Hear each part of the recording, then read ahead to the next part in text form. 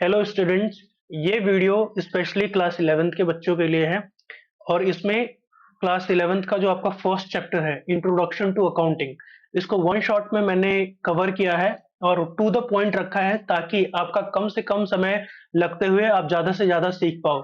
And if possible please sit with a pen and paper so that you can make notes as well, ताकि आपका एक बार में ही revision हो जाए और आपको बार बार ये वीडियो देखने की जरूरत ना पड़े। So let's start. सो आपका जो फर्स्ट टॉपिक है उसमें इंट्रोडक्शन टू अकाउंटिंग में that is definition. So definition से स्टार्ट करेंगे और बाकी सारी चीजें हम लेके चलेंगे स्टेप बाय स्टेप, ठीक है। So let's start. So definition of accounting. According to American Institute of Public Accountant, accounting क्या है? Accounting is the art of recording, then classifying all the transaction, summarizing in a significant manner and in terms of money, transactions and events which are in part at least of financial character and interpreting the results thereof. इसका मतलब क्या है?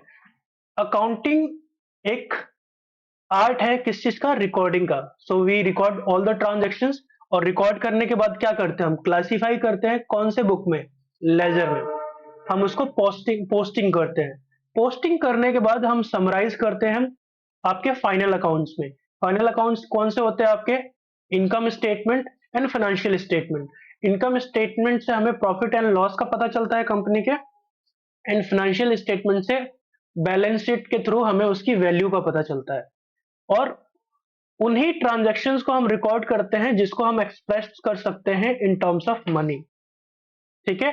And it must be of financial character, यानी उन ट्रांजैक्शंस को बिल्कुल भी रिकॉर्ड नहीं करते हैं जो आपका क्वालिटेटिव नेचर के होते हैं। जैसे कोई भी इंप्लॉय बहुत ही ज्यादा होनहार है, बहुत ही ज्यादा टैलेंटेड है, हम उसको रिकॉर्ड नहीं करेंगे, ठीक है, because that is a qualitative information और वो क्वांटिटेटिव नहीं है और उसको हम पैसों में कन्वर्ट करके मेजर करके नहीं लिख सकते हैं, ठीक है। सो आई होप आपको समझ में आ गया हो कि अकाउंटिंग क्या है। It is a art of recording transaction, then posting them, then summarising into the financial final accounts, that is income statement and financial statements, जिससे हमें उसकी वैल्यू पता चलती है। और वही ट्रांजैक्शन जो कि फाइनेंशियल करेक्टर से करेक्टर जिनका होता है, ठीक है। Let's discuss the objective of accounting. So, what is the objective of accounting? The first objective is that it maintain a systematic record of business transactions. आपके जितने भी बिजनेस ट्रांजेक्शन्स होते हैं उसका सिस्टमैटिक रिकॉर्ड हम मेंटेन करते हैं with the help of accounting, okay. Then all the transactions are recorded in a chronological order, यानी स्टेप बाय स्टेप, एक के बाद एक, जैसे जैसे ट्रांजेक्शन्स होते जाते हैं उसको वैसे वैसे हम रिकॉर्ड करते जाते हैं। And then we post them into ledger, यानी पहले हमने रिकॉर्ड किया एंड देन उसको पोस्टिंग कर दी हमने लेजर बुक में, लेजर अकाउंट में। देन इसका दूसरा ऑब्जेक्टिव क्या है? To ascertain the profit and loss. With the help of accounting हम किसी भी बिजनेस का प्रॉफिट एंड लॉस को डिटरमाइन कर सकते हैं, ठीक है। क्योंकि कोई भी बिजनेस क्यों वर्क कर रहा है? प्रॉफिट कमाने के लिए। और प्रॉफिट हुआ है या नहीं हुआ है, अगर हुआ है तो कितना हुआ है, कैसे पता चलेगा? When we are recording all the transactions and also maintaining the final accounts of the business, ठीक है। और इसको हम फाइनल अकाउंट्स कैसे बनाते हैं? हम बनाते हैं प्रॉफिट एंड लॉस अकाउंट, है ना। Then to determine the financial position, ये हमें हेल्प करता है बिजनेस की एक्चुअल वैल्यू जानने में। फाइनेंशियल पोजीशन क्या होता है? बिजनेस की वैल्यू क्या है, और ये कैसे पता चलती है हमें? बैलेंस शीट के थ्रू। और बैलेंस शीट कैसे बनती है? पहले हमने क्या किया? रिकॉर्ड किए ट्रांजैक्शन को, किसमें? आपके जर्नल बुक में। फिर उसको क्लासिफाई किया। कैसे क्लासिफाई किया? आपके लेजर में, लेजर अकाउंट में पोस्टिंग करके। फिर हमने क्या बनाया? उसके बाद हमने समराइज किया। समराइज कैसे किया? कौन से बुक्स बनाए? प्रॉफिट एंड लॉस अकाउंट, और दूसरा कौन सा बनाया? बैलेंस शीट, जिससे हमें इसकी वैल्यू पता चली। And profit and loss account से हमें प्रॉफिट पता चला, ठीक है।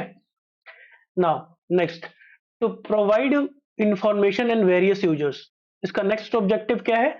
It provides various information to different interested parties और स्टेक होल्डर्स। स्टेक होल्डर्स कौन होते हैं? जो लोग इंटरेस्टेड होते हैं आपके बिजनेस में, ठीक है, और आपकी ये इंटरनल भी हो सकते हैं और एक्सटर्नल यूजर्स भी हो सकते हैं। इंटरनल यूजर्स में वो लोग आएंगे जो आपके बिजनेस में वर्क कर रहे होते हैं या किसी बिजनेस के लिए वर्क कर रहे होते हैं, जैसे उनके मैनेजर, ठीक है, उनके एम्प्लॉयज, बोर्ड ऑफ डायरेक्टर्स, उनके ऑनर्स, ये सारे कौन से लोग हैं? ये इंटरनल यूजर्स है। एक्सटर्नल यूजर्स में कौन से लोग आएंगे? जो कंपनी से नहीं है बट कंपनी के बाहर के लोग हैं, बट उनका इंटरेस्ट है कंपनी में, जैसे सप्लायर। सप्लायर आपको गुड्स प्रोवाइड करता है। देन देन आपका इन्वेस्टर। देन बैंक्स, बैंक से आप लोन लेते हो। फाइनेंशियल इंस्टीट्यूशन जो आपको फाइनेंस के सर्विसेज प्रोवाइड कराती है, जैसे पैसे देना आपको इंटरेस्ट पे और फिर गवर्नमेंट को टैक्स मिलता है ना। तो ये सारे आपके यूजर्स है। Then to assist the management, देखो मैनेजमेंट डिसीजन कैसे लेगा? जब उनके पास इंफॉर्मेशन होगा, और इंफॉर्मेशन कैसे मिलेगी? अकाउंटिंग के थ्रू। जो भी अकाउंटेंट रिकॉर्ड करेगा ट्रांजैक्शन, फिर उन ट्रांजैक्शंस को रिकॉर्ड करने के बाद फाइनल अकाउंट्स बनाएगा, फिर उसको इंटरप्रेट करने के बाद उस डेटा को जब शेयर करेगा, तो जो भी लोग हैं, जो उसके यूजर्स हैं, उसको पढ़ेंगे, उसको समझेंगे और इन्फॉर्म डिसीजंस लेंगे। सो आई होप ये आपको समझ में आ गया हो। अब हम डिस्कस करते हैं करेक्टरिस्टिक्स ऑफ अकाउंटिंग, ठीक है। सो फर्स्ट करेक्टरिस्टिक क्या है बिजनेस का? It is to identify the financial transactions and event. देखो बहुत सारे ट्रांजैक्शंस होते रहते हैं बिजनेस में, बट क्या हम सभी को रिकॉर्ड करते हैं? नहीं करते हैं। किनको रिकॉर्ड करते हैं? सिर्फ उन्हीं ट्रांजैक्शंस को रिकॉर्ड करते हैं जो फाइनेंशियल नेचर के होते हैं, जिसको हम मनी के टर्म में मेजर कर सकते हैं और लिख सकते हैं, सिर्फ उन्हीं को। तो फर्स्ट करेक्टरिस्टिक क्या है अकाउंटिंग का? Accounting records only those transactions and events which are of financial nature, जो फाइनेंशियल नेचर के होंगे। सो फर्स्ट ऑफ ऑल उन ट्रांजैक्शंस को हम आइडेंटिफाई करते हैं as an accountant, as a bookkeeper, ठीक है। नेक्स्ट कैरेक्टरिस्टिक क्या है? Measuring the transactions. अब हमें पता चल गया कि कौन सा फाइनेंशियल करेक्टर का है, कौन सा नहीं है। अब जब पता चल गया कि ये financial, these are the different transaction जो फाइनेंशियल करेक्टर के हैं, अब इनको मेजर करो कि इनकी वैल्यू क्या है। लेट्स से हमने चेयर खरीदा, 4 चेयर, और एक चेयर 500 रुपए के है, तो इन चेयर की वैल्यू क्या होगी? टोटल वैल्यू 2000 रुपए। और उसको ऐसे ही सभी ट्रांजैक्शन को हम मेजर करते हैं, और ये एक करेक्टरिस्टिक कहलाता है आपके अकाउंटिंग का। देन थर्ड क्या है? थर्ड करेक्टरिस्टिक है कि you have to record those financial transactions into books, that is journal and then subsidiary books. देखो जर्नल के ही पार्ट है सब्सिडियरी बुक। आप इसको पढ़ोगे आगे आने वाले टाइम में तो वो समझ में आ जाएगा। बाकी अगर आप देखो तो जनरल बुक है, सब्सिडियरी बुक्स कैसे होते हैं आपके? Sales book, purchase book, purchase return book, sales return book, cash book and so on, ठीक है। Then what is the next characteristics? Classifying the transactions. अब हमने सारे ट्रांजैक्शंस को रिकॉर्ड कर दिया जनरल बुक में, बट हमें कैसे पता चलेगा कि एक पर्टिकुलर अकाउंट से रिलेटेड हमें कितने पैसे लेने हैं या उसको कितने पैसे देने हैं? How is it possible? कैसे हमें पता चलेगा? जब किसी एक पर्सन से रिलेटेड, एक अकाउंट से रिलेटेड जितने सारे ट्रांजैक्शन है उसको हम एक जगह पे लिख रहे हो, तो क्या करते हैं हम? इन ट्रांजैक्शन को हम ट्रांसफर करते हैं या पोस्टिंग करते हैं लेजर अकाउंट में, ठीक है। जैसे मान लो श्यामलाल से रिलेटेड मैंने यहाँ पे बहुत सारी एंट्री कर दी, बट श्यामलाल से मुझे कितने पैसे लेने हैं या कितने पैसे देने हैं वो कैसे पता चलेगा? जब एक पर्टिकुलर अकाउंट मैं श्यामलाल के नाम से बनाऊंगा और उससे रिलेटेड सारे ट्रांजैक्शन यहां से मैं उसको वहां पे पोस्ट करूंगा, और eight the end of the month मुझे पता चल जाएगा, या eight the end of the year मुझे पता चल जाएगा कि श्यामलाल से कितने पैसे लेने हैं। And that is known as classifying the transactions. So क्या करते हैं हम? Transactions recorded in the books of original entry, जो कि हम कहाँ करते हैं? ओरिजिनल एंट्री कहाँ बुक रिकॉर्ड होती है? आपके जर्नल में या सब्सिडरी बुक्स में। उसको हम ग्रुपिंग करते हैं, जितने सारे ट्रांजेक्शन होते हैं related to of same nature या फिर सेपरेट अकाउंट, ठीक है। That is called as ledger account. Now आपका नेक्स्ट करेक्टरिस्टिक क्या है?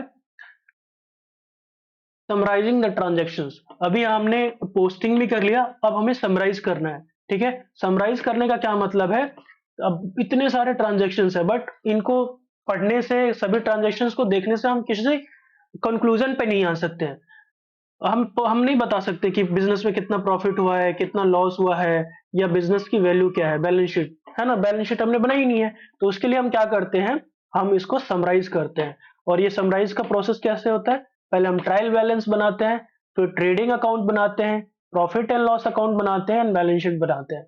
ये देखा जाए तो इन दोनों अकाउंट को हमने पढ़ा है, आप लोगों ने भी पढ़ा है, बट ट्रायल बैलेंस का फिर भी मैं बता देता हूँ। ट्रायल बैलेंस में क्या होता है, आप डेबिट साइड का अमाउंट जो है वो क्रेडिट साइड के अमाउंट से मैच करते हैं। अगर आपका मैच हो जाता है दोनों साइड, तो इसका मतलब आपने अकाउंटिंग बिल्कुल ठीक तरीके से की है। अब ट्रेडिंग अकाउंट में आपको पता चलता है ग्रॉस प्रॉफिट, है ना, कि बिजनेस में प्रॉफिट कितनी हुई है, और ओवरऑल प्रॉफिट। और यहां से आपको पता चलता है नेट प्रॉफिट, किससे, प्रॉफिट एंड लॉस अकाउंट से। ठीक है, ग्रॉस प्रॉफिट में क्या होता है, यहाँ पे ग्रॉस प्रॉफिट में हमें पता चलता है इसमें इनडायरेक्ट टैक्सेस या इनडायरेक्ट एक्सपेंसेस अभी इंक्लूड होते हैं। ठीक है, उसको हम डिडक्ट नहीं करते हैं यहाँ पे ट्रेडिंग अकाउंट में। But profit and loss account में आके हम वहां पे इनडायरेक्ट एक्सपेंसेस जो भी होते हैं बिजनेस के, वो भी हम डिडक्ट करते हैं और हमें नेट प्रॉफिट का मालूम पड़ जाता है।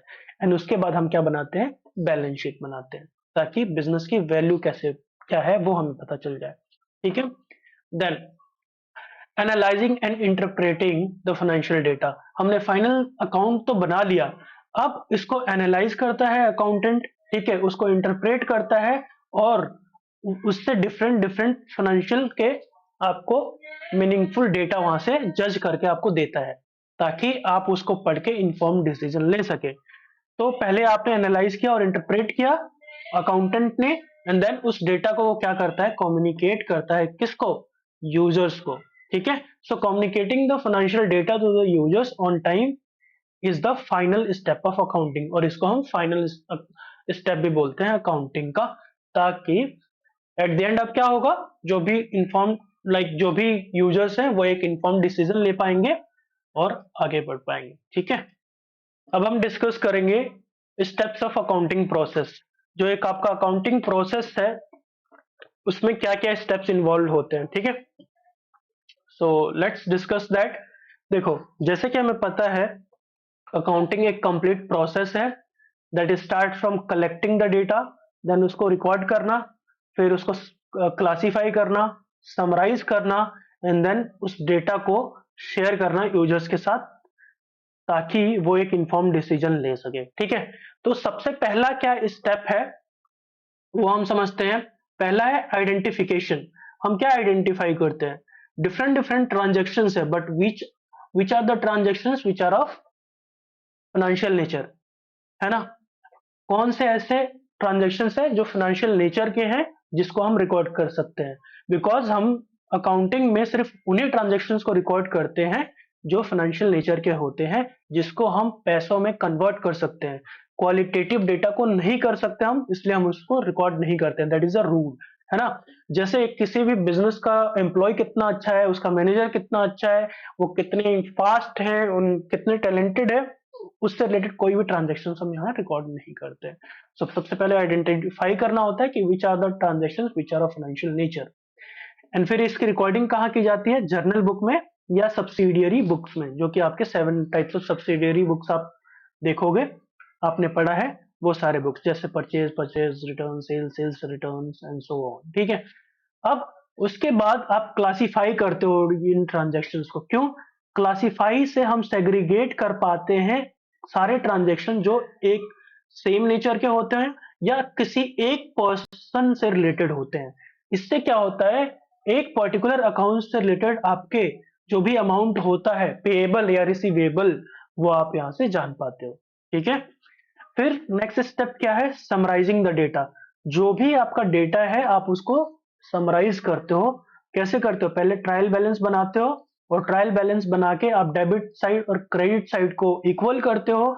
अगर इक्वल आ जाता है तो आपका अकाउंट बिल्कुल सही है, अगर इक्वल नहीं आता है देन उसमें आप चेक करते हो कि what are the mistakes you are making, and फिर आप उसको सही करते हो, एंड देन आप फाइनेंशियल स्टेटमेंट बनाते हो। फाइनेंशियल स्टेटमेंट आपका क्या, income statement and then financial statement, आपका जो बैलेंस शीट होता है वो, ठीक है। और उसके बाद उस अब आपके पास इनकम स्टेटमेंट भी बन गया, फाइनेंशियल स्टेटमेंट भी बन गया, फाइनेंशियल पोजीशन भी पता चल गई। अब उस डेटा को अकाउंटेंट जो है वो एसेस करता है और उसको इंटरप्रेट करके प्रेजेंट करता है उस डेटा को। और कैसे प्रेजेंट करता है, प्रेजेंट करने के बाद उसको लाइक फाइनेंशियल रिपोर्ट में उसको प्रेजेंट करता है एंड देन उस डेटा को कम्युनिकेट करता है यूजर्स को, ताकि यूजर्स एक अच्छा डिसीजन, सोचा समझा डिसीजन ले सके, ठीक है। और ये जो डिसीजन टेकर्स होते हैं वो आपके इंटरनल यूजर्स होते हैं और एक्सटर्नल यूजर्स होते हैं। अब हम समझेंगे कि बुक कीपिंग क्या है, अकाउंटिंग क्या है एंड अकाउंटेंसी क्या है, ठीक है। So book keeping is a part of accounting and it is the process of identifying, ध्यान से सुनना, बुक कीपिंग क्या है, एक एक प्रोसेस है आइडेंटिफाई करने का बिजनेस ट्रांजेक्शन्स को, कि कौन से आपके ट्रांजेक्शन फाइनेंशियल नेचर के हैं और कौन से ट्रांजेक्शन आपके फाइनेंशियल नेचर के नहीं है। एक बार जब आपको पता चल जाता है कि these are the transactions which are of financial nature, आप उसको मेजर करते हो in terms of money and measure करने के बाद उसको रिकॉर्ड करते हो, कहाँ, जर्नल बुक में। और जर्नल बुक में रिकॉर्ड करने के बाद उसको क्लासिफाई करते हो किसमें, लेजर अकाउंट में, ताकि आपको एक पर्टिकुलर अकाउंट से रिलेटेड जितने ट्रांजेक्शन है एक जगह पे मिले और आपको पता चल जाए कि कितना अमाउंट पेएबल है या रिसीवेबल है फ्रॉम सिंगल पर्सन और सिंगल अकाउंट, ठीक है। और ये कहां पे आपका बुक कीपिंग क्लासिफाइंग पे एंड हो जाता है। अकाउंटिंग क्या है, अकाउंटिंग एक वाइडर कॉन्सेप्ट है and it begins where bookkeeping ends. यहाँ पे इन्होंने लिखा हुआ है कि ये वहां से शुरू होता है जहां बुक कीपिंग एंड होता है, but let me tell you, book keeping is a part of accounting, ठीक है। और ये सारे जो स्टेप्स हैं वो भी पार्ट हैं अकाउंटिंग के ही, बट ठीक है, यहाँ पे इन्होंने लिखा है कि it is a wider concept, it begins where the bookkeeping ends and it also includes summarising, summarising मतलब फाइनेंशियल लाइक फाइनल अकाउंट्स बनाना, जैसे इनकम स्टेटमेंट, जैसे प्रॉफिट एंड लॉस अकाउंट, फिर आपको बैलेंस शीट बनाना, देन उस data को interpret करना और डेटा को इंटरप्रेट करने के बाद कम्युनिकेट करना अकाउंटिंग यूजर्स को, जो भी आपके यूजर्स हैं, ठीक है, that is accounting. Book keeping समझ में आ गया, it is related to the recording part of the accounting. Accounting क्या है, it is a wider concept that then book keeping, और ये इंक्लूड करता है summarising plus interpreting the results and also sharing those results with the users. Accountancy क्या है, accountancy एक systematic knowledge है, ठीक है, knowledge of the principles and techniques which are applied in accounting, ठीक है। Study of accounting is known as accountancy, ठीक है। अकाउंटिंग एक प्रोसेस है जिससे हमें आपको फाइनेंशियल इंफॉर्मेशन मिलता है, बट जब हम इन चीजों को रिकॉर्ड कर रहे होते हैं, जैसे बुक कीपिंग में रिकॉर्ड कर रहे होते हैं, यहाँ पे समराइज करते हैं, तो कुछ प्रिंसिपल्स, जो भी हम प्रिंसिपल्स है, जो भी हम अकाउंटिंग स्टैंडर्ड्स को फॉलो करते हैं, वो कहां से आता है, स्टडी ऑफ अकाउंटेंसी। तो अकाउंटेंसी क्या है, एक सिस्टमैटिक नॉलेज है, एक सिस्टमैटिक बॉडी है, ठीक है, माना जाए, और उसके थ्रू आपको पता चलता है कि what are the rules and principles of accounting, उसको हम ध्यान रखते हैं जब भी हम रिकॉर्डिंग करते हैं।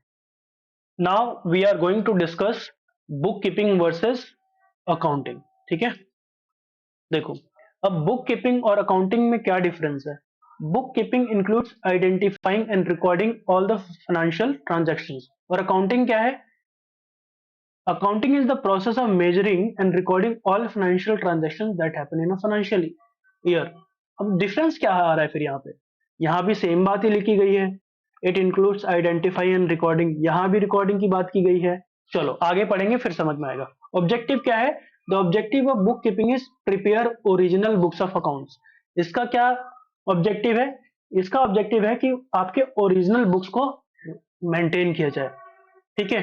यहाँ पे क्या ऑब्जेक्टिव है, यहाँ पे ऑब्जेक्टिव है कि रिकॉर्ड तो करना ही है, साथ में इसको डेटा को एनालाइज भी करना है, इंटरप्रेट भी करना है और उसको शेयर भी करना है, ठीक है, एनालाइज करके इंटरप्रेट भी करना है। यहाँ पे सिर्फ रिकॉर्ड करना है ओरिजिनल बुक्स में। इसका स्कोप क्या है, इसका स्कोप लिमिटेड है, बिकॉज हमें सिर्फ रिकॉर्डिंग से रिलेटेड ही काम करने होते हैं बुक कीपिंग में, और अकाउंटिंग क्या है, एक वाइडर कॉन्सेप्ट है in compare to book keeping. Analysis करते हैं, the information is only recorded in book keeping and not analysed. Analyse नहीं करते हम बुक कीपिंग में, बट एनालिसिस कहाँ किया जाता है? Analysis is done obtained from the important insights into the business. जो भी हमने सारे डेटा को बनाया है, जो भी हमें डेटा मिला है eight the end of the accounting, उसको हम इंटरप्रेट करते हैं, एनालाइज करते हैं। बट बुक कीपिंग में ये चीज नहीं होती है, यहाँ पे सिर्फ रिकॉर्डिंग की जाती है। ठीक है। अब डिसीजन मेकिंग देखो, बुक कीपिंग यानी हम क्या कर रहे हैं, सिर्फ सारे ट्रांजेक्शन्स को हम क्या कर रहे हैं, रिकॉर्ड कर रहे हैं। ठीक है। और रिकॉर्ड कर रहे हैं तो यहाँ पे सिर्फ ट्रांजेक्शन्स को देख के कोई भी डिसीजन नहीं लिया जा सकता। बट अगर मैं अकाउंटिंग की बात करूं, तो क्योंकि यहाँ पे डेटा एनालाइज होके हमें मिल रहा है, ठीक है, हम उसको देखकर हम समझ सकते हैं कि क्या चेंजेस हो रहे हैं, लाइक आपके बिजनेस में, क्योंकि वो एनालाइज करके इंटरप्रेट करने के बाद वो हमें डेटा मिला है। तो ये कंप्लीट डेटा है और इस कंप्लीट डेटा के बेस पे हम डिसीजन ले सकते हैं, बट यहाँ पे हम डिसीजन नहीं ले सकते। ठीक है। स्किल्स रिक्वायर्ड देखो, there is no need of having any special skill to record the transactions in book keeping. Book keeping वो बंदा भी कर सकता है जिसको अकाउंटिंग की नॉलेज नहीं है, बिकॉज यहाँ पे आपको कुछ रूल्स जानने होते हैं जो कि ओवर द ईयर अगर आप करते हो, समझते हो अंडर एन अकाउंटेंट, तो आप कोई भी कर सकता है। But accounting requires special skills to analyse the data. ठीक है। यहाँ पे डेटा को एनालाइज किया जाता है तो यहाँ पे एक स्पेशल स्किल की जरूरत होती है। देखो, अब रिफ्लेक्टिंग पोजीशन ऑफ बिजनेस देखो, book keeping does not show the financial position. Book keeping में हमने सिर्फ डेटा को रिकॉर्ड किया है, हमने एनालाइज तो किया ही नहीं, हमने फाइनल अकाउंट्स तो बनाया ही नहीं, तो हमें फाइनेंशियल पोजीशन का पता ही नहीं चलेगा। ठीक है। बट अगर हम अकाउंटिंग की बात करें, ये हमें नेट रिजल्ट शो करता है, नेट प्रॉफिट बताता है, ठीक है, नेट लॉस बताता है, और इस बेसिस पे हम चेक कर सकते हैं कि फाइनेंशियल की जो बिजनेस है उसके पोजीशन क्या है, वैल्यू क्या है बिजनेस की, ठीक है, वर्थ कितनी है बिजनेस की। Principles of accountancy, accounting concepts and conventions are followed in book keeping. जो भी अकाउंटिंग कॉन्सेप्ट्स होते हैं और कन्वेंशंस होते हैं उसको फॉलो करते हैं बुक कीपिंग में। ठीक है। अगर हम बात करें अकाउंटिंग की, the methods of interpretation and reporting of transaction in accounting differ from form to form. यहाँ पे जब भी हम रिकॉर्ड करेंगे, सारे जो कॉन्सेप्ट्स है एंड कन्वेंशंस है वो सेम ही रहेंगे, बट जब इंटरप्रेट किया जाएगा ये डिफरेंट हो सकता है कंपनी बाय कंपनी, बिकॉज ये किसके द्वारा किया जा रहा है, किसी एक पर्सन के द्वारा किया जा रहा है, ठीक है, या ग्रुप ऑफ पर्सन्स के द्वारा किया जा रहा है, और उनके वो अपने पर्सनल जो भी उन्होंने नोटिस किया है बुक को देख के, उन्होंने उसके बेस पे प्रिपेयर किया, एनालाइज किया डेटा को और उसको इंटरप्रेट किया है, और यहाँ पे उनका पर्सनल ओपिनियन आ जाता है। ठीक है। तो यहाँ पे क्या है, कन्वेंशंस को फॉलो कर रहे हैं, यहाँ पे कन्वेंशंस को फॉलो नहीं किया जा रहा, बट ये पर्सन बायस्ड है। ठीक है। अब लेवल ऑफ वर्क अगर चेक करें तो book keeping is restricted to a low level of work, क्योंकि ये सिर्फ रिकॉर्डिंग से ही तक ही सीमित है। बट अगर मैं अकाउंटिंग की बात करूं तो ये from low to medium to top level तक मैनेजमेंट आता है। क्यों? क्योंकि इससे के बेस पे इंफॉर्म डिसीजन लिया जाता है। ठीक है। तो इंफॉर्म डिसीजन कौन लेगा? बोर्ड ऑफ डायरेक्टर्स लेंगे, ठीक है, ऑनर्स लेंगे। तो ये टॉप लेवल तक भी जाता है, और यहाँ पे सिर्फ बुक कीपर का ही इन्वॉल्वमेंट होता है, जो कि एक लो लेवल ऑफ वर्क होता है किसी भी वर्क कंपनी में। Supervision, book keeper does not supervise the work of an accountant. Book keeper accountant के वर्क को सुपरवाइज नहीं कर सकता, बिकॉज ये लो लेवल ऑफ, जैसे कि हमने बताया, वर्क है किसी भी बिजनेस में। But accountant is responsible for supervising and checking all the work done by book keeper. यानी बुक कीपर जितने काम करेगा उसको कौन सुपरवाइज करेगा, उसको कौन चेक करेगा? अकाउंटेंट चेक करेगा। तो आई होप आपको ये समझ में आ गया हो कि what is the difference between book keeping and accounting. Let's discuss other topic, that is different branches of accounting. अब डिफरेंट ब्रांचेस ऑफ अकाउंटिंग को हम डिस्कस करेंगे, और इसमें पहला ब्रांच क्या है अकाउंटिंग का? वो है फाइनेंशियल अकाउंटिंग। फाइनेंशियल अकाउंटिंग का क्या काम होता है? इट इन्वॉल्व्स आइडेंटिफाइंग, ठीक है, measuring, then recording and classifying and then summarising the business transaction. Identify करना, मेजर करना, रिकॉर्ड करना, उसको क्लासिफाई करना, फिर समराइज करना final account, and then it involves to share the data and communicating the data to the users, जो कि आपके इंटरनल एंड एक्सटर्नल यूजर्स हो गए। तो रिकॉर्डिंग से लेके डेटा शेयरिंग तक आपका फाइनेंशियल अकाउंटिंग में आता है। अब कॉस्ट अकाउंटिंग को समझते हैं। Cost accounting is that branch of accounting which is concerned with the process of ascertaining the and controlling the cost of products or services। देखो, कोई भी प्रोडक्ट को प्रोड्यूस करने में जो भी कॉस्ट लग रहा है, क्या हम उसको कंट्रोल कर सकते हैं? ठीक है, या कितना लगेगा उसको क्या हम सर्टेन कर सकते हैं? उसको हम चेक करते हैं किसके थ्रू? कॉस्ट अकाउंटिंग के थ्रू। तो एक प्रोडक्ट को प्रोड्यूस करने में कितना उस पर कॉस्ट आ रहा है और क्या हम उसके कॉस्ट को कंट्रोल कर सकते हैं? We learn in cost accounting. Management accounting क्या होता है? Management accounting refers to the branch of accounting which is concerned with presenting the accounting information in such a way that helps the management in planning and controlling the operations। देखो, जहां पे हमने जो data बनाया, जो हमने result share किया, उसको कौन इंटरप्रेट करता है? वहां पे मैनेजमेंट क्या करती है? डेटा को इस तरीके से प्रेजेंट करना होता है ताकि जो टॉप लेवल ऑफ मैनेजमेंट है वो डिसीजन ले सके। तो यहाँ पे हमें डेटा मिला, बट मैनेजमेंट अकाउंटिंग क्या करती है? उस डेटा को इंटरप्रेट करती है, इंटरप्रेट करने के बाद एनालाइज करने के बाद उसको शेयर करती है, ताकि जो आपका मैनेजमेंट है बिजनेस का, वो उसको प्लान करे और प्लानिंग करने के बाद उसको कंट्रोल कर सके। ठीक है, तो ये सारी चीजें आपकी मैनेजमेंट अकाउंटिंग में आती है। Let's discuss about the advantages of accounting. First advantage क्या है अकाउंटिंग का? It provides the provide information about financial performance. जो बिजनेस की फाइनेंशियल परफॉर्मेंस है उसके रिलेटेड ये आपको इंफॉर्मेशन देता है। जैसे एक गिवन पीरियड में बिजनेस की कैसी परफॉर्मेंस रही, उसको प्रॉफिट हुआ है, लॉस हुआ है ना? एंड प्रॉफिट हुआ है तो कितना हुआ है, लॉस हुआ है तो कितना हुआ है in a particular period at the end of a financial year. ठीक है। सेकेंड एडवांटेज क्या है? It assist the management. Management को हेल्प करता है डिसीजन लेने में, प्लानिंग करने में और बिजनेस में कंट्रोलिंग एक्टिविटीज लेने में। अगर आपके बिजनेस में कॉस्ट ज्यादा जा रही है, एक्सपेंसेस ज्यादा जा रही है, तो आप कैसे कंट्रोल कर सकते हो? अगर आपको पता है कि एक्सपेंसेस ज्यादा है, तभी आप उससे रिलेटेड डिसीजंस ले सकते हो और उसको कंट्रोल कर सकते हो। And for this it provides financial information in the form of reports. ठीक है, फाइनेंशियल किसी भी बिजनेस के फाइनेंशियल रिपोर्ट्स को देख के आप उसकी परफॉर्मेंस को देख सकते हो, परफॉर्मेंस को जज कर सकते हो और उसके हिसाब से आप डिसीजन ले सकते हो। देन थर्ड एडवांटेज क्या है? It facilitates comparative study.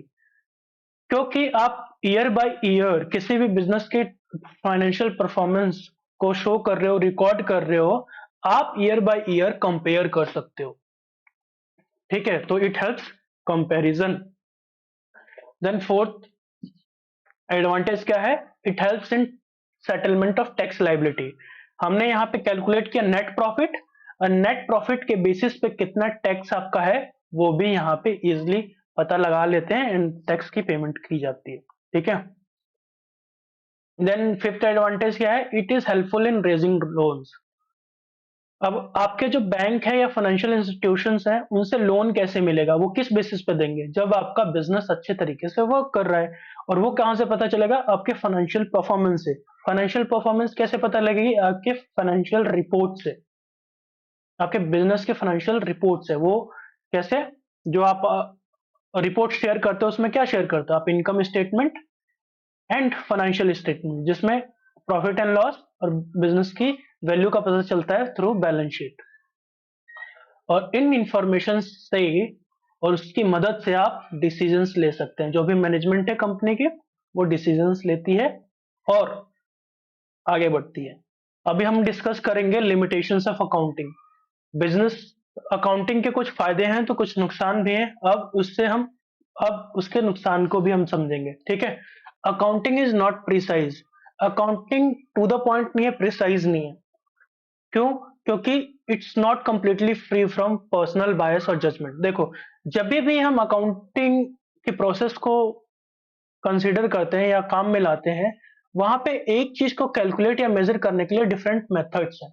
ठीक है, अब ये जो मेथड्स आप यूज कर रहे हो ना, इसके लिए जैसे 2 या 3 मेथड है, 2 से 3 किसी भी चीज को कैलकुलेट करने के लिए, तो आप पर्सनली इन तीनों में से कोई भी एक को चूज कर सकते हो। और क्योंकि यहाँ पे आपका पर्सनल जजमेंट आ गया, आपका पर्सनल बायस आ गया किसी भी एक मेथड को यूज करने के लिए, ये क्या है, टू द मतलब प्रिसाइज नहीं है, टू द पॉइंट नहीं है। मान लो आपने एक ईयर किसी एक मेथड को यूज किया और नेक्स्ट ईयर आपने किसी दूसरे मेथड को यूज किया, और मैं दूसरे एक एक मेथड या दूसरे मेथड से यूज करने से क्या होता है, रिजल्ट में डिफरेंस आ जाता है। और रिजल्ट में डिफरेंस आएगा तो वो एक्यूरेट कैसे है। ठीक है, तो ये एक लिमिटेशन है। सेकेंड लिमिटेशन क्या है कि ये हिस्टोरिक वैल्यूज पे एसेट्स को आप रिकॉर्ड करते हो। इसका मतलब क्या है, जब भी आप किसी भी एसेट को परचेज करते हो, तो जिस अमाउंट पे आपने परचेज किया है उसी को आपने वहां पे बुक्स ऑफ अकाउंट में शो कर दिया। लेट्स से मैंने एक मशीनरी खरीदी 5 लाख की, वो मैंने यहाँ पे शो कर दी। अब मैं मानता हूं कि ये मशीनरी 5 साल तक मेरे बिजनेस में चलेगी, और इसके मैं लाइफ अगर निकालता हूं तो 5 साल से अगर मैं डिवाइड करूं, यानी हर साल 1 लाख की वैल्यू इसकी डेप्रिशिएट होगी, यानी कम होती जाएगी। ठीक है, तो नेक्स्ट ईयर मान लो अभी 5 लाख की है, तो नेक्स्ट ईयर 1 लाख माइनस करूंगा तो 4 लाख की वैल्यू रहेगी।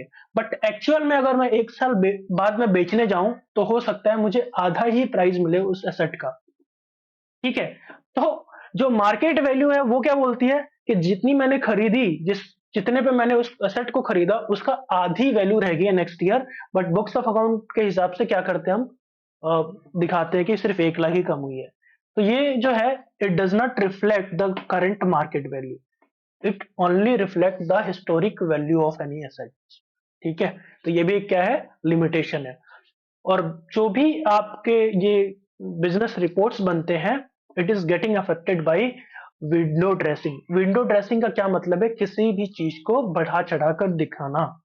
तो बिजनेस में क्या होता है, कई बार एसेट्स को बढ़ा चढ़ाकर दिखाया जाता है कि बिजनेस के पास बहुत सारे एसेट्स हैं, बहुत ज्यादा एसेट्स है, एंड बिजनेस की लिक्विडिटी ज्यादा है, यानी उसके पास पैसे ज्यादा है। तो जिस बिजनेस के पास पैसे ज्यादा होंगे, लिक्विडिटी ज्यादा होगी, हम उसको समझेंगे कि वो अच्छा वर्क कर रही है। बट एक्चुअल में क्या हो रहा है, उसके एक्चुअल पोजीशंस को ना दिखाकर हम मोर फेवरेबल पोजीशन को दिखाते हैं, और ऐसा हो जाता है। तो ये भी एक क्या है, आपका लिमिटेशन है। It ignores the effect of qualitative information. हाँ, जैसे कि हमने पहले भी डिस्कस किया है, ये सिर्फ क्वांटिटेटिव इंफॉर्मेशन जो कि फाइनेंशियल करेक्टर के होते हैं, सिर्फ उन्हीं को ही रिकॉर्ड करता है, एंड क्वालिटेटिव एक्सपेक्ट को नहीं करता है। ये भी एक बड़ा लिमिटेशन है। ठीक है, क्योंकि हम क्वालिटी तो देख ही नहीं रहे, किसी के टैलेंट को हम देख ही नहीं रहे, बस क्वांटिटी की बात कर रहे हैं और बिजनेस में मनी की बात कर रहे हैं, दैट्स ऑल। तो this is also a limitation. ठीक है, फिर आता है आपका ignore the effect of price level changes.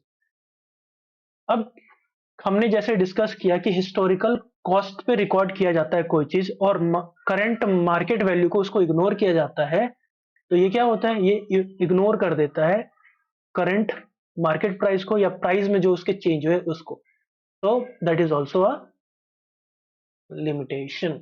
अब हम अकाउंटिंग के क्वालिटेटिव करेक्टरिस्टिक को डिस्कस करने वाले हैं। ठीक है, देखो, accounting information should be prepared and presented in such a way that is it is able to depict a clear and orderly view of the business enterprise।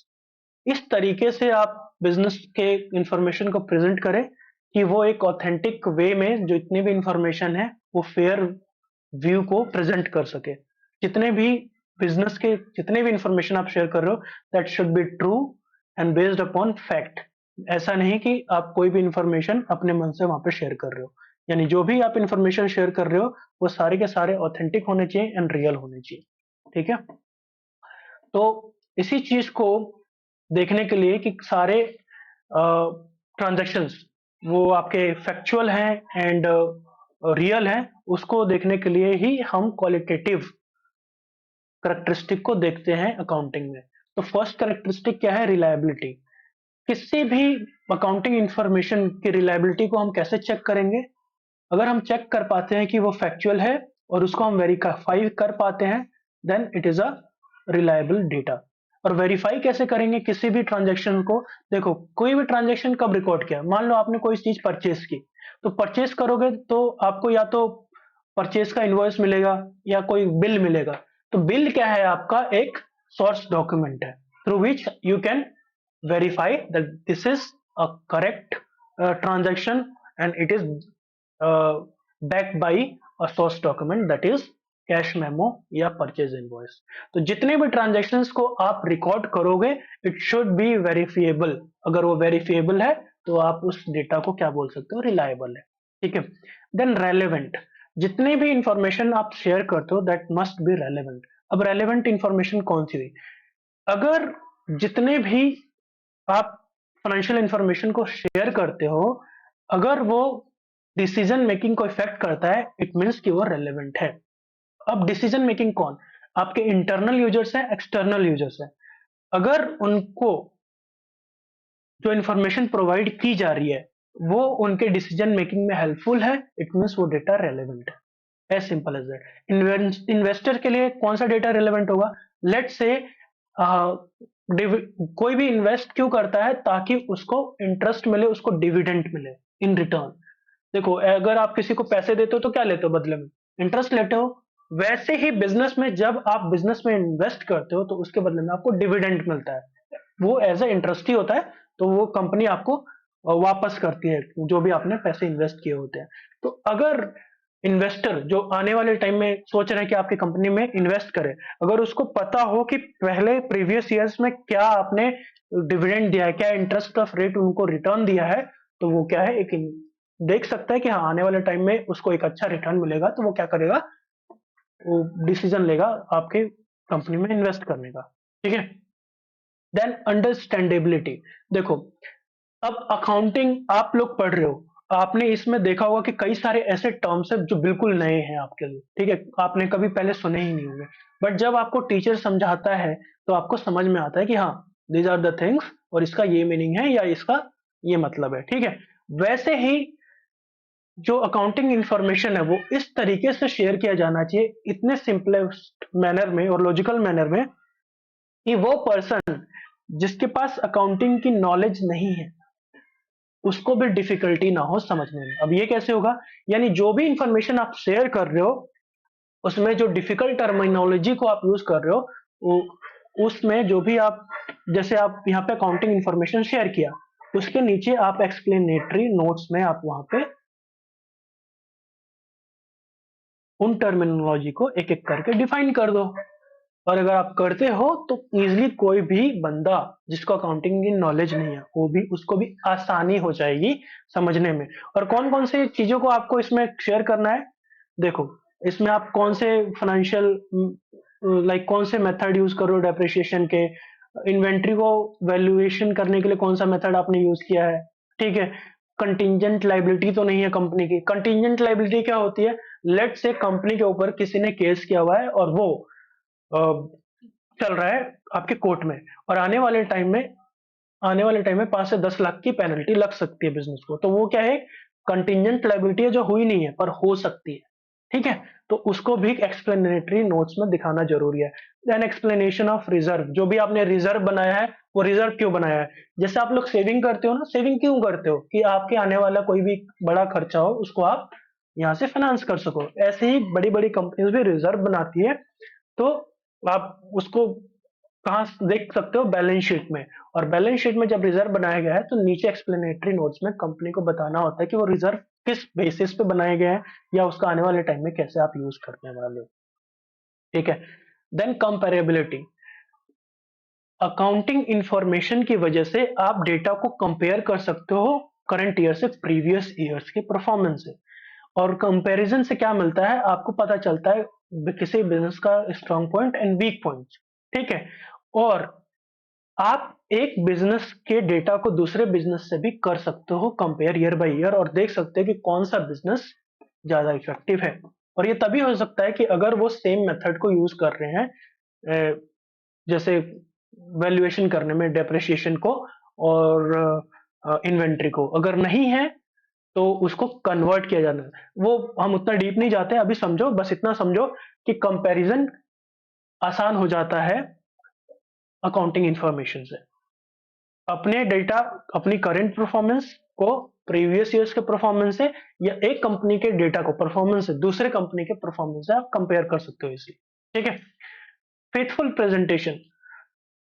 देखो, जो भी आपके फाइनेंशियल स्टेटमेंट्स होते हैं, it must be true and it must present a fair view of the profitability. ऐसा नहीं हो कि बहुत ज्यादा बढ़ा चढ़ाकर दिखाना चाहिए, बढ़ा चढ़ाकर बिल्कुल भी नहीं दिखाना चाहिए।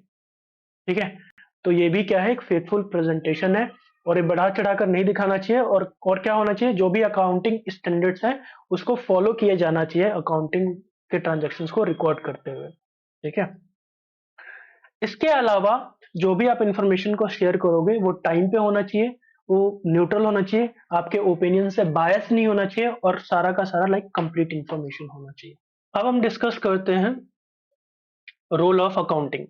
देखो, रोल, जो अकाउंटिंग का रोल है ना, अब तक हम यही मानते आए हैं कि अकाउंटिंग से डेटा को लाइक रिकॉर्ड किया जाता है, और बिजनेस का में जो भी ट्रांजेक्शन्स होती है उसको रिकॉर्ड करके हम बहुत लंबे समय तक देख सकते हैं कि क्या उसकी परफॉर्मेंस रही है।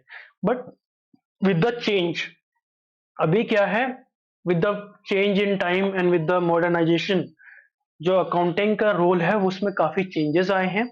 और क्योंकि ज्यादा एक्सपेक्टेशंस है, उस इंफॉर्मेशन, जो भी अकाउंटिंग इंफॉर्मेशन आते हैं उसको यूज किया जाता है डिसीजन लेने में, उसी तरीके से रोल भी चेंज हो गया है किसका, अकाउंटिंग का। उन्हीं रोल्स को हम डिस्कस करेंगे। पहला क्या है, accounting act as a language of business. ठीक है। बिजनेस का लैंग्वेज माना जाता है इसको। क्यों? Because it prepare reports and statements, और उसको कम्युनिकेट करते हैं किसको, यूजर्स को। अब जब यूजर्स को कैसे ये चीजों को पता चल रहा है, थ्रू अकाउंटिंग, इसलिए अकाउंटिंग को एक लैंग्वेज माना गया है।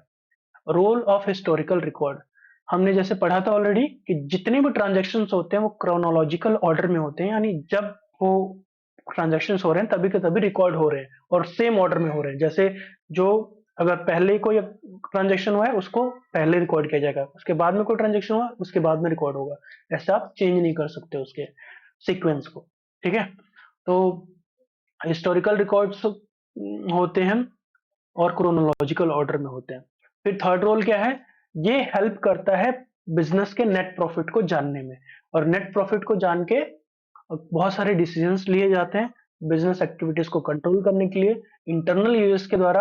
अदरवाइज एक्सटर्नल यूजर्स डिसीजन लेते हैं डिफरेंट डिफरेंट रिस्पेक्टिवली।